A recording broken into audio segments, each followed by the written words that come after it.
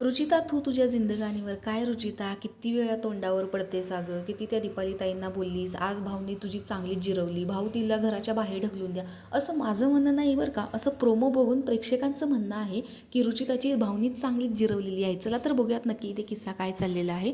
तर रुचिता आणि दीपाली ताई या दोघींच्यामध्ये वाद चाललेला होता आणि थू करून तिने थुकलेले होतं. तर तिला ती थुकायची काहीही सवय आहे.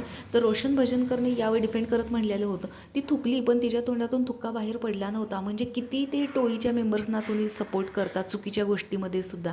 आणि या गोष्टीवर रुचिता ज्यावेळेस डिफेंड करायला जाते त्यावेळेस भाऊ सांगतात की मी बोलतोय, आता गप्प बसायचं, उठायचं आणि माझ्या भाऊच्या धक्क्यावरनं बाजूला जायचं.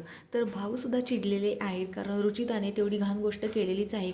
कारण दीपाली ताई तिला स्पष्ट शब्दात बोललेल्या होत्या की तुझी आई जरी बघेल ना तरी ती म्हणेल की हे किती वाईट वागते. आणि त्यावर सुद्धा तू माझ्या आईवर जायचं नाही म्हणून तिने तमाशा घातलेला होता. त्या सगळ्याच गोष्टी चुकीच्या होत्या की गुरुकुल आणि आई या दोन्ही गोष्टीवर त्या गेलेल्या नव्हत्या, तरीसुद्धा तिने चुकीचा अर्थ घेऊन ती मुद्दाम त्यांच्याशी तिथे हुज्जत घालत होती. आणि ॲज ऑलवेज विशाल तिला सपोर्ट करत होता, तिची चूक तिला दाखवूनच देत नव्हता. नंतर त्यांनी भलेही दाखवलेलं असेल पण तिथे तो तिला गप्प करायला आलेला नव्हता. ती काही बोलत सुटलेली होती. टवळे, टरमाळे, किती घाणेरडे तिचे शब्द आहेत. म्हणजे तिच्या शब्दांना सीमाच नाही आहे. मग ती कोणाशी बोलते हे सुद्धा तिला माहीत नसतं आणि किती बोलायचं आहे आणि कितपत बोलायचं हे सुद्धा तिला कळत नाही कधी कधी. त्यामुळेच तिथे भाऊ चिडलेले आहेत आणि भाऊने तिची चांगलीच जिरवलेली आहे. तर आज भाऊच्या धक्क्यावर रुचिताची घेतलेली शाळा आणि तिला दिलेला धक्का बघायला खरंच मजा येणार आहे.